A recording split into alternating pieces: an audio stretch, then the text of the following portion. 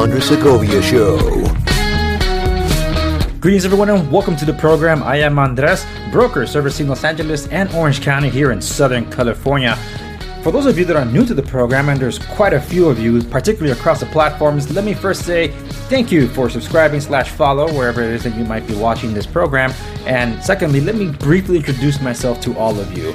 I mentioned at the onset that I am a broker, but I also come from the world of construction and property management because I've been an investor in Los Angeles primarily and Orange County for, I would say, 20 years now. So I have a leg on two different industries, construction and real estate, that work very closely in hand. They depend on one another to operate. And I give you that background because that's the world that I come from, especially being born and raised in Los Angeles, to give you, I guess, my perspective, my feedback about what's been going on with Los Angeles and, of course, the state on the ground, how to address both the homelessness and the housing affordability crises, because those both are crises, and some say they're intertwined. Maybe, maybe not. But whatever it is, they need to be addressed. And I will give you a rundown of some of the proposals that I'm suggesting towards the latter end of this episode. But I have to basically pick up and wrap up where I left off in the previous episode. So you have not yet seen my episode titled The Los Angeles Homelessness Crisis. I recommend you go check it out because that's kind of like a prologue to this one right here. That one, I was basically showing you on the ground what's been happening as of December 2019, courtesy of Reason TV, which they should be tagged in the description down below. They were definitely in the previous episode. With respects to where I was leaving off in the previous episode was basically where things were in Los Angeles as of December 2019. We're now midway through 2021, and that's on purpose because I wanted to basically set up the groundwork to show you that no matter what is being said by politicians now or will try to use as an excuse, 2020 did not contribute to or is not responsible for what is happening with our homelessness and affordability crises. Okay, that's why I gave you the prelude. You need to understand what is going on, and it is the fault of policies. It is the responsibility of these politicians that their solutions are not working, and their ideas are to continue throwing more money at the programs that keep failing. One of those such programs that I referenced was Proposition HHH. And that was in the previous episode talking about that. So let me give you a rundown. Look, this time I got a bunch of printouts everywhere because, my goodness, there's just so much to all of this. And I guess there's a spoiler alert here. This episode might be a bit of a downer. And also, I might get very passionate about this because, believe me, I tried approaching this every which way. I tried my best. This is probably one of the most prepped episodes I ever done. And I know I'm not going to cover everything that I wanted to cover. And I know I'm going to miss something. And I know I'm going to be having a nightmare in post-production trying to I should have said this or I should have said that. Come what may, I'm just going to give you the straight scoop. I got my notes, and come what may, this is what I'm going to present. And if I miss something, I'll try to cover it in some other episode. But every single resource, even the ones I will not reference that I have in my repertoire here, will be available at www.dangersegovia.com. Look for this episode. The show notes have every single link, every single reference, news articles, government sites, statistics. Everything is linked there. And I even embedded episodes for reference because I might lift some clips from some of those episodes, but I'm not lifting everything. There's a lot more research that you can do on your own time, but I curated a lot of that for you at the show notes. Now, having said that, let me pick up where I left off in the previous episode with respects to Proposition HHH. First off, what is it? Proposition HHH was basically this program that was proposed for Angelenos to vote on, and over 70% said, yes, let's fund this thing so we can house our homeless. The intention was to create supportive housing in about 10,000 housing that will be available for our homeless and at risk of homelessness. That was the intent.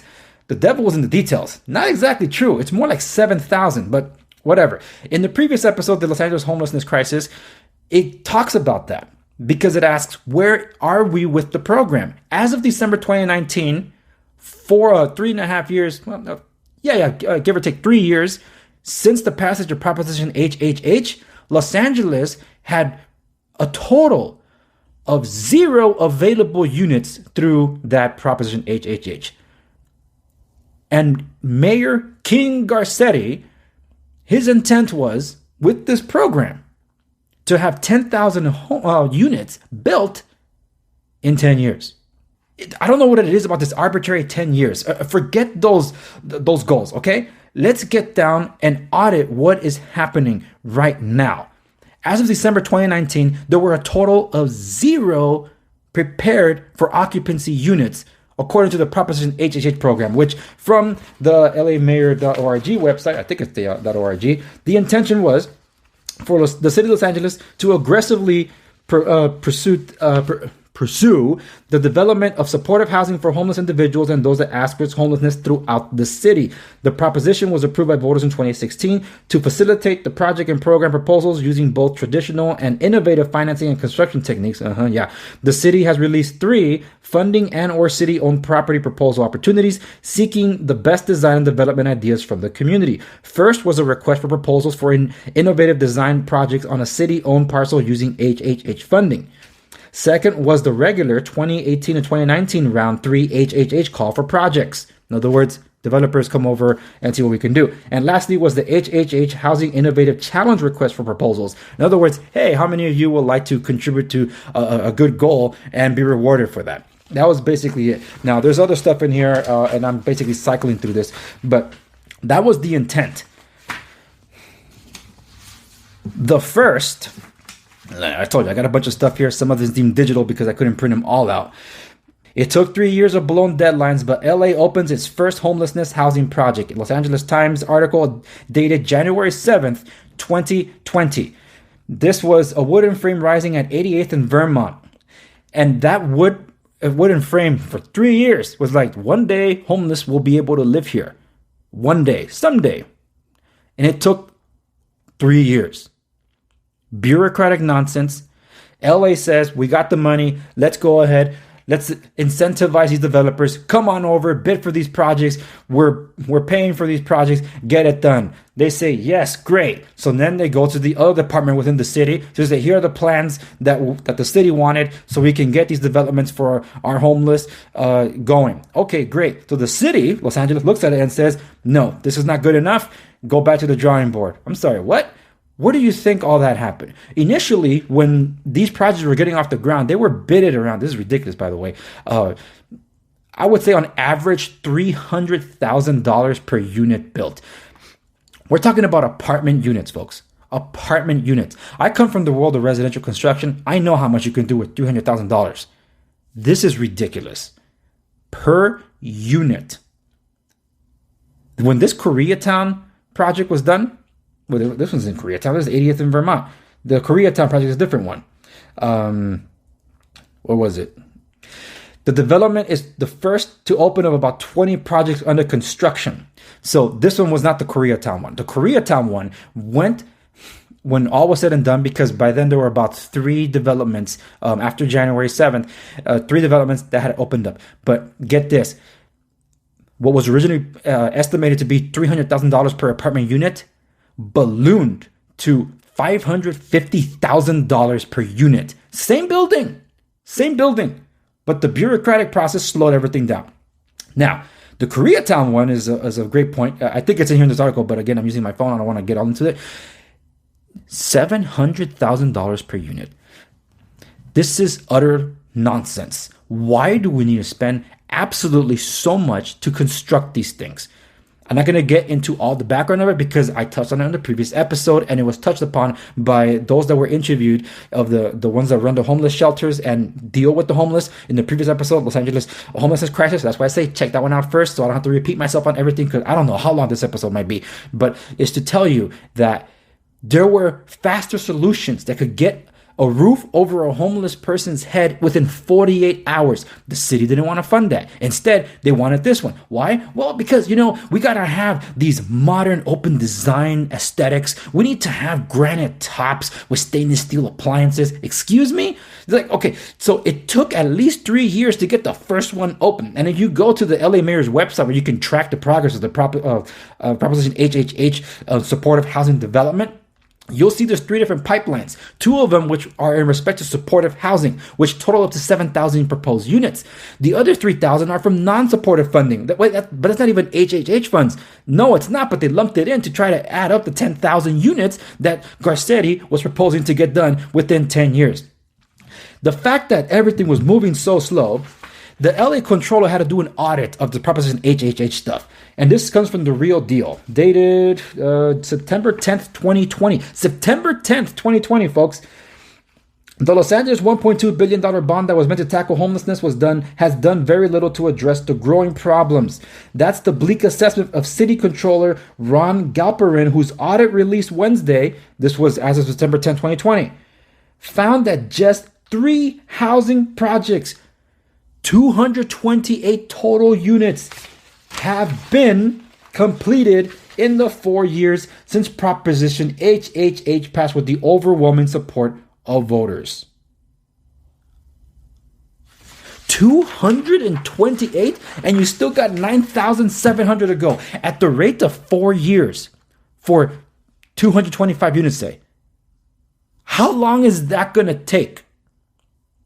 An utter ridiculous amount of time.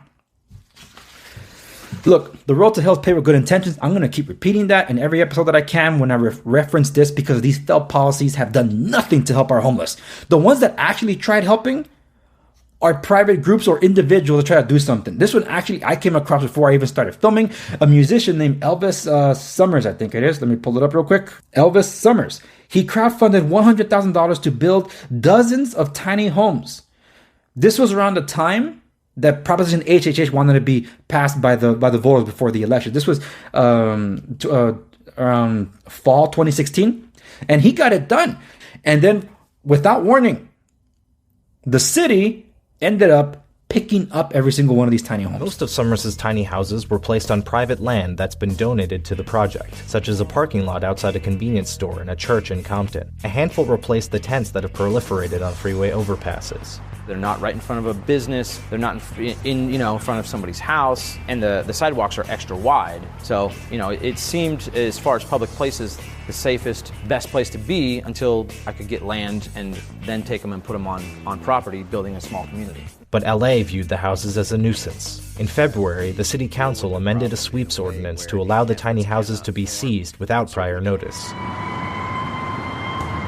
On the morning of the 9th, police and garbage trucks descended, towing 3 of the houses to a Bureau of Sanitation lot for disposal. My phone just blows up by everybody on 42nd Street, just freaking out. Like, they're throwing us out of the houses. They're telling us they're taking them. Like, what do we do? I mean, they wouldn't let them get their clothes or their medications.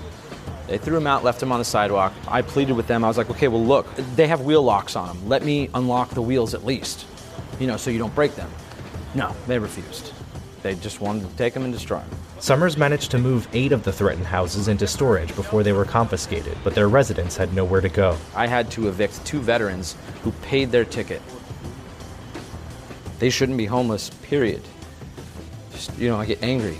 They did their service. They gave up their dreams so the rest of us can be out here and be a bunch of assholes. There needs to be some respect. And I'm leaving a link to that video in the description down below so you can see for yourself what transpired then so they could get Proposition HHH passed. And for those of you watching or go to the show notes, you'll be able to just find the video embedded there so you don't have to do anything else. Well, this is all to say that Proposition HHH has been a colossal failure. And you would think that, Garcetti would have learned that lesson. But in 2021, what do we have now? Garcetti's proposed budget includes funding for 5,600 HHH units for homelessness. And this is in respects to voters in November 2016, Proposition HHH, 1.2 billion, more than triple in Los Angeles, yada, yada, yada. On April 20th of this year, 2021, he's allocating $362 million in Proposition HHH funding to construct 89 supportive housing units with more than 5,600 units for people experiencing homelessness. It's somewhere in here, but this was included in the budget. So in other words, they're pumping more money into this thing. And they hired a concierge that was hired with the $1.5 billion bond that was supposed, or $1.5 million bond with private funds, they say. I don't know who provided the private funds for this. But in other words, they hired outside bureaucracy to manage the bureaucratic process that's been the problem in the first place for stonewalling this whole thing. Again, as of September 10th, 2020, only 228 units were built out of the 10,000 proposed within 10 years. Now we're 5.5 years into this thing. Well, about 5 years, give or take. And there's throw more money at it. You go to the website. I'll probably show a screenshot here. You can see 3 pipelines. Look at all these that are available. No, not available. They're in pre-development, the majority of them, because duh. And most of them that are in development are scheduled to hopefully open by next year or 2023 or 2024. We have more units that are available for occupancy as of this recording. But we're talking about in terms of dozens of units. This from Curve Los Angeles, dated June 12th, 2020. Los Angeles homelessness population grew by 13% since last year's count and is likely already worse. I'm not going to read into it because I have stats here that I'm going to get at. This one from February 2nd, 2021. Homelessness deaths in Los Angeles residents rise more than 30% in 2020. Now, some of you might think, well, of course, Andres, don't you understand that we have a pandemic? Because of the pandemic, we had the judicial council. No one's ever heard of them, but they're supposed to be like a council of the Supreme Court of California. Passed their first emergency order, installing an eviction moratorium that was more strict than whatever local areas had. And in the case of Los Angeles, they had the most strict eviction moratorium. We had both the rent freeze and an eviction moratorium. That means no one should have been out on the streets because there were no evictions being done. Secondly, there was a rent freeze, which is why property owners were the ones left holding the bag and to this day have not seen any relief come from the state of California for their responsibility in helping out those that say you're not going to collect the rent, but you're not going to turn off the lights for the utilities you pay. You have to make sure you pay those things, and you pay your taxes on time, and you pay your mortgage, unless you do forbearance, which in that case, you'll still probably lose your property, which is probably happening right now. They did all that and did not give anything of recourse or support to property owners. And now because Governor Gavin Newsom is facing a recall, he's like, we're going to use from the budget this much money to pay 100% of the rent owed. Yeah, but in some of those cases, which we don't really have all the details of the program yet, you need the cooperation of the tenants, who in most cases have already left, and the only way to collect back those funds is to take it to small claims court, which depending on what region you are, the court is probably not even open. Homelessness rates. This is from the Greater Los Angeles Homelessness Count. This is public information. Unless they fudge the numbers and change them. And I'm making sure that I have them in order. Yes, I do. From 2018, the homelessness population, 31,285 combined, all persons. That was an increase, by the way. That was an increase, well, actually decrease of 6% from 2017 to 2018. Good, some kind of progress. But from 2018 to 2019, we had a 14% increase in homelessness. We had a total of 35,550. The latest figures available. From 2019 to 2020, we saw an increase of 16%. All persons, 41,290. And in terms of all this, we had at least an average of 1,000 homeless deaths at the minimum annually. As of last year, I think one of these articles said it too. At least 1,300 homeless residents of Los Angeles alone have died. We shut down an entire country for less than that. I thought this was a crisis, Los Angeles. So, Garcetti, your mission to spend the money is for who? When we have a population of at least 41,000 people out on the streets and your intent is to eradicate homelessness, which is growing at a rate of 15% year over year, and God knows what number is going to be this year. If it's going up that much every single year and your goal was to have 10,000 units built in 10 years and only maybe 1,000 at most, I'm being generous here, have been done in 5 years, it's for who to enjoy? For who? The ones that actually have done something about it were shut down, like the musician, Elvis Summers. But there's others that are trying to do something about this, such as SDS, some kind of fund I'm not familiar with them, but they are proposing, and I'm going to do a screenshot of this so you can see it too. They had a 40-unit South Los Angeles supportive housing project made out of shipping containers, but it won't look like it. And this article is from, interesting, where's the, dailynews.com. So again, all these links are available on the show notes. This was updated May 7, 2017. May 7, 2021. And this article goes on to explain these 40 units can be built, raised and built within months, because they're expecting to have this done by November, give or take, not having any delays. So this is from SDS Capital Group's Supportive Housing Fund. Now, this Supportive Housing Fund is described like this. The project that they're building is called the Dolores Huertas Apartments Project, being built on a city-owned lot at 5215 South Figueroa Street. I know exactly where that is. Valued at about $1.1 million. Minus the land, the property project is being fully funded through $7 million in private sector money from this Capital's Housing Fund. See, now, this is where they're getting something done, 40 units, available within months. Now, I'm not familiar with this group, but what they're intending to do here is great. But the same question that I have with respect to Proposition HHH, and the same question I have here, why would, unless they're doing it from the goodness of their hearts, why would private funds of $7 million at least be invested to build houses for homeless, unless they're trying to write it off in taxes because they're being charitable out of their good heart? One of the things that's not addressed in this Proposition HHH, and you have to read the fine print, this is all towards just developing. Some of these developments are supposed to continue the management of the building. The residential services that are in there, whether it's job training or psychiatric treatment for whoever might need it, depending on the ailments or the sufferings that some of these homelessness come in dealing with, or the drug addiction and stuff like that, to rehab them so they can get back into society. Who's funding all of that? That's the only question I have about this. Are they building this out of the goodness of their heart? I'm not judging here, not judging. Or is it because the city is going to be paying for the services that'll be in perpetuity? Because this is supposed to be permanent supportive housing. In other words, not for those that are not homeless or at risk of homelessness. Maybe Section 8. I don't know. We don't have all those details. And if they are, it's all confusing. But the point is, the private sector gets it done. Meanwhile, you have the California Association of Realtors, and I will name drop in again later, pushing, and they were happy that Gavin Newsom recently, like he actually did it, streamlined the development of some of these projects. And let me make sure I have it here. And I do have it. Nope. That's a homeless man assaulting Gavin Newsom. This was a KTLA 5. Link for those of you that are interested. Someone attacked him. He was going to go do a photo op, and he was attacked by a pizza from this homelessness man that went up to him and struck him. At least that's what I remember of. Well, look at that. It's not on these lists.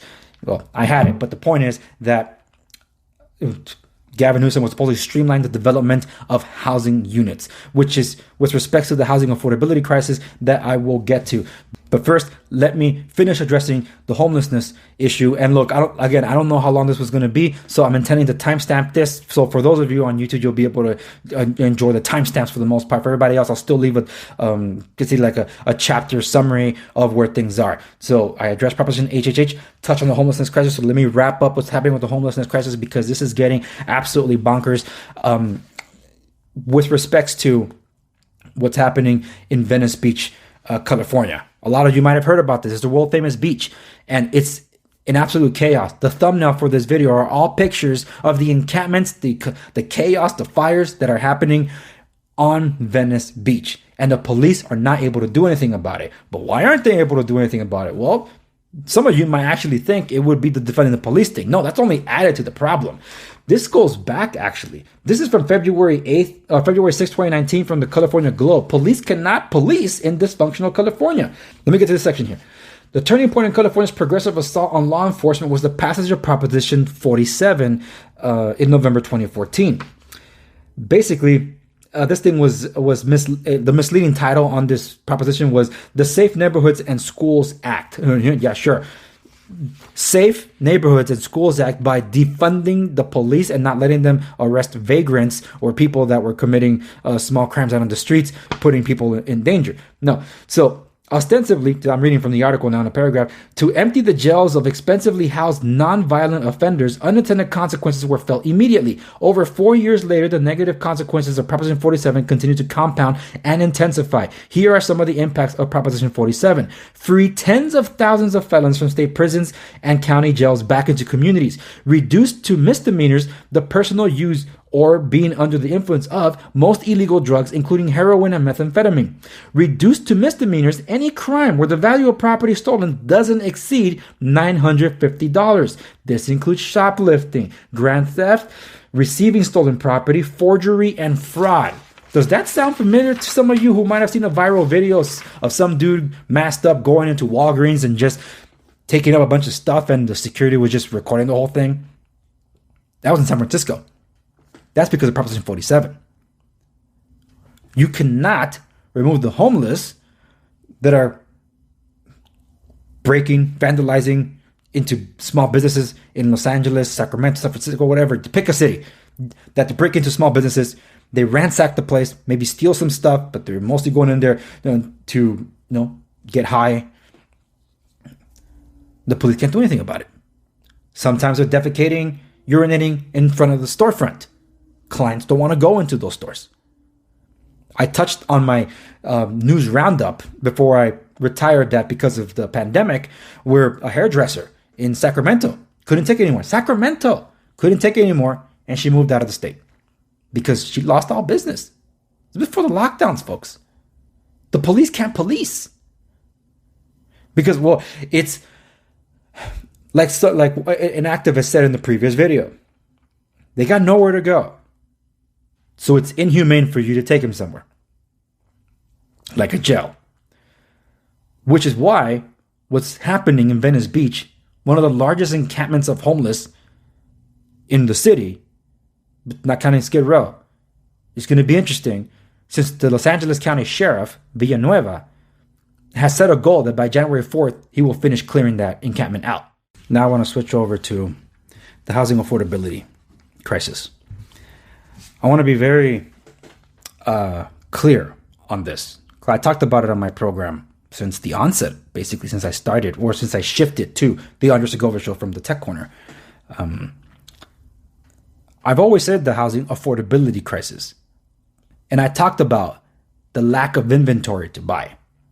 But when you hear politicians say the housing affordability crisis, in their mind, they're combining the two that I just mentioned.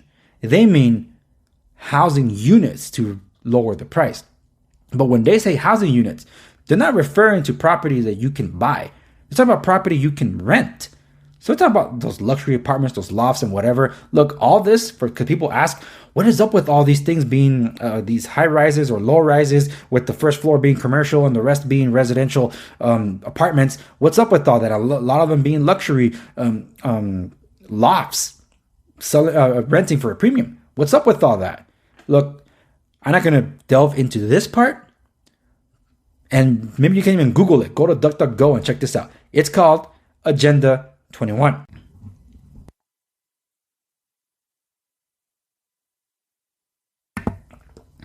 Running a little dry there. Sorry. I need to drink some water. Well, as I was mentioning, Agenda 21, but whatever. The problem with that goal is that it doesn't address the affordability issue, especially when there's a lot more about this that I didn't know, and I learned a lot more from California Insider. It's a segment or a special segment from the Epic Times, which I strongly recommend. It's great. The past few months been covering a lot of issues, mostly around LA County. There's the councilman from Beverly Hills, who used to be the mayor there, I think 3 terms. He delved into this and gave some insight about this building and developments of these types. Essentially, what you're telling me is that they're using the term affordability for making money. Is that the special interests are coming in and telling us we're going to build affordable housing, and they're not really doing that for benefiting the people that need the housing, right? Is that? Well, they're not coming and saying, hey, we want you to do this so we can earn more money, so that we can provide more dividends to our shareholders, so that we can, they're not saying that. And I understand why. It wouldn't be a good look if they said that. They're not only, by the way, talking about affordability, they're talking about homelessness. They're trying to, say that because we haven't built enough housing, that's why people are homeless. And of course, to me, that's almost obscene. You've seen, I'm sure, pictures of homeless tent encampments next to luxury buildings, some of which probably have, empty units. But they're not going to say that. They're not going to, they're not going to say that we're in it because we want to earn money. But that's actually what it's about. And that's why this moniker, WIMBY, Wall Street in My Backyard, which was created by Zev Yaroslavsky and a journalist called Jill Stewart, is so powerful. They really are WIMBYs. And so, as said, I think you can disprove the notion that these policies themselves are going to create affordability. And I could go through with you policy by policy and explain to you and show you proof and show you, citations about why it's not going to create affordability, why upzoning alone will not create affordability. Actually, it will probably it will fuel speculation, it will create displacement, and it will not do anything to solve the homelessness crisis, which, as said, the fact that they're even using homelessness to try to justify these policies is pretty much nothing short of obscene. I like that he highlighted that because it made me question a lot of things that I thought I knew about, because I'm not in the world of commercial real estate. I'm in the world of residential real estate and construction. And understanding that, I'm like, well, yeah, okay, the governor is streamlining these buildings, and then learning that the California Association of Realtors is really pushing the legislator to adopt more policies to build more of these things. But they've been going up everywhere, and it hasn't solved the problem. And some say that because of the housing affordability issue, that's what's contributed to our homeless. Well, not entirely so. When you have these statistics, look, I don't know who's doing all the statistics or readings on the homeless. Oh my goodness, I just had it here.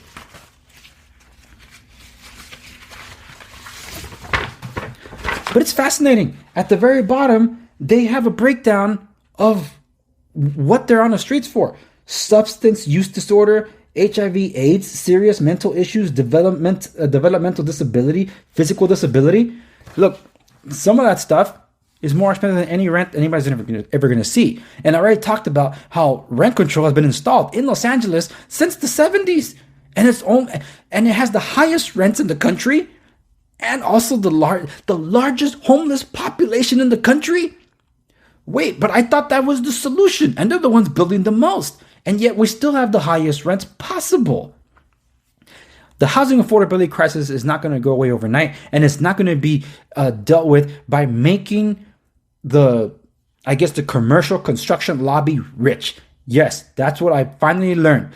This whole Wall Street in my backyard thing, as the councilman was referring to, and the California Association of Realtors basically pushing for more of that, and big tech even being behind a lot of this, because publicly they have funded some of this stuff, but with the pandemic and a lot of their employees working from home or now working from out of state, however it might be, whatever, I don't know. They are funding it in some other way. And if you're basically an insider into politics, is telling you that that's exactly what they're doing. To what end, I wonder? And what good is it to a realtor if we can't sell apartments? It doesn't make sense, and it's not our clientele. If there were condos, then it'd be something different, because that goes to the consumer price index and whatever is calculated in terms of appraisals. Because you're going to hear a lot about appraisals in the coming days if you haven't done so already. And you're going to be hearing a lot of this from the federal level. So even if you're not in California, you're going to be dealing with it yourself. So what I'm getting at is that this is the California Association of Realtors pushing for all this. And I'm wondering, whose side are you on here? The side of the people or the side of big corporate interest? Because apparently you don't really care for generational wealth, California Association of Realtors. You want to start by fixing California? This is the Fix California stuff. Start by rescinding your pledge or donation to the recall campaign to defend Gavin Newsom. Start there and reallocate those funds to start putting a proposition in the works that will remove statewide rent control. The property owners have been the hardest hit in this state. Are you proud that Gavin Newsom is trying to spend $12 billion to fight homelessness? Where have I heard that number before? A tenth of that, $1.2 billion, was properties in HHH in Los Angeles. From 2006, an article from Daily News, April 6, 2006, $12 billion for Los Angeles homelessness? How many more billions of dollars are we going to spend? Does that mean this was approved? No, this thing went down in flames, but a variation of that was trying to be done. And like I said, Gavin Newsom, $12 billion to house California's homeless. And where are you going to put them, in tiny homes? Look, the private sector has done a better job with tiny homes. Check this out.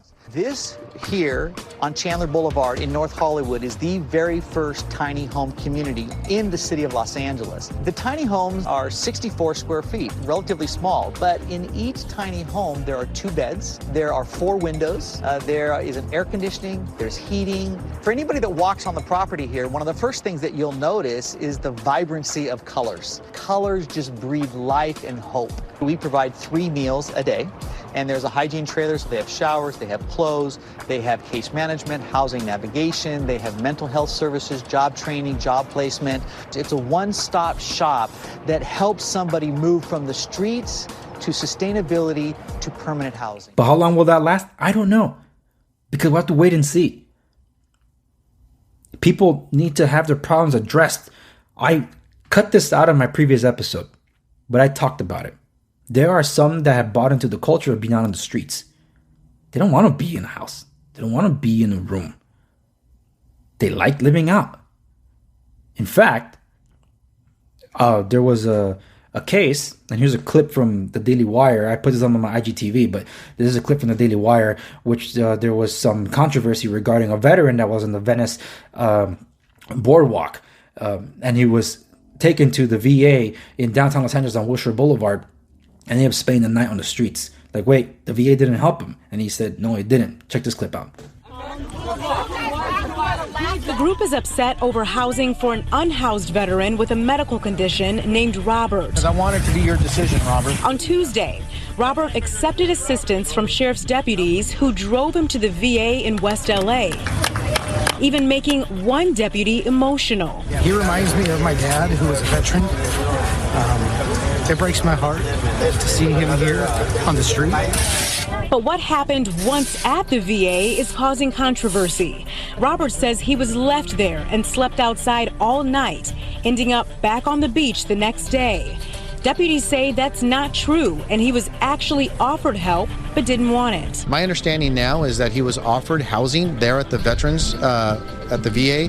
He refused. Robert was telling me, unless you have beachfront property, I'm not going to go. Many here just don't want the help. Robert, 76, has diabetes and arthritis. Has anybody offered you housing?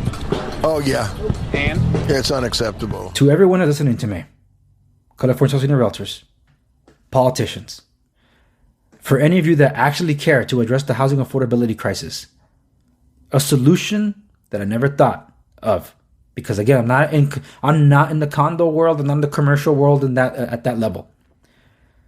This is a segment from my interview with Natalie Stewart from FHA Review that made the absolute most sense that can be done immediately with respect to the housing affordability crisis. You've got the entire state of California talking about the affordable housing crisis, right? Like we're in the middle of a housing crisis. Nobody's talking about, and VA and FHA loans are the most affordable mortgages out there. Yet instead of taking existing housing stock, meaning condominiums that aren't approved for these types of affordable loans to make the average person and the average, be able to purchase these, we're creating all kinds of different programs to benefit investors, increasing rentals, lot dividing. Let's split up all the single family lots into 2 units, so then we can create and give investors the opportunity to rent out 1 unit. Why don't we take these large condo associations, get them certified for FHA and VA loans for people to use affordable mortgages? No, the conversation is not there. It is not important to anybody. The conversation isn't happening. And it's a shame.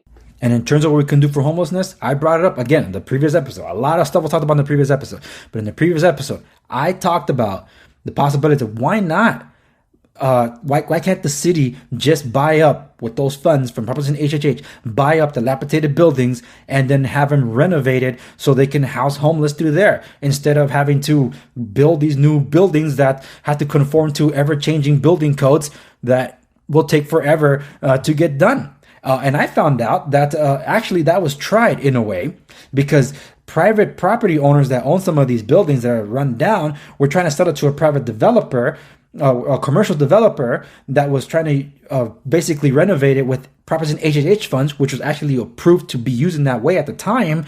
But attorneys sued on behalf of people that were housed in that building to say, no, you can't do that, and convinced the LA City Council to amend the language of Proposition HHH should not allow that kind of building. Like, why? Because they said in order for the developer to renovate the building, that means they have to basically evict the people out of the building. And with nowhere else to go, that's going to contribute to more homelessness, and the shelters are overwhelmed. So where are they going to go? The reason that's like, some of you might say, well, why can't they just, do it floor by floor and stuff like this? Well, it happens to do with EPA guidelines called the PPP rule. I'm thinking of the Payment Protection Program. No, the RRP. Repair, Renovate, and Paint rule that was passed under the Bush administration that went into effect in 2012, if I'm not mistaken, April 2012. This rule from the EPA requires if a wall is that's a painted wall is going to be disturbed for more than 6 square inches, you have to basically evacuate the premises, put a containment shield over it, use hemp vac, these environmental vacuums to basically contain this thing, as if you're dealing with the virus of unknown origins that's currently causing the current worldwide pandemic, similar to that, in order to deal with the painting of said building. And with a lot of the buildings before 1978, you haven't been used lead-based paint and are for sure have asbestos in their ducting and other products in their pipes and all that. Of course, you can't have anybody inhabiting these things. The government getting in the way of the government to do something for the people. You can't make this stuff up, folks. You can't make it up. So there goes my idea. But at least Natalie Stewart's idea is still one that is viable. That's the world she works in and that I didn't know about. And I think that's a great solution that should at least be looked at. But in the meanwhile, hold the politicians accountable. Make sure Eric Garcetti does not serve another term. And as for what the heck is happening on the streets to not being able to police these things to protect private property and to protect businesses and all that, well, that's what Recall Gascon's all about. You want to know more about that? Let me know in the comment section down below, and I'll try to get any information that I can. This is where I leave it with my discussions about Fix California. It's a mess, really hard to do. Honestly, just rip the bandage off. That's the only way. But one thing's for sure.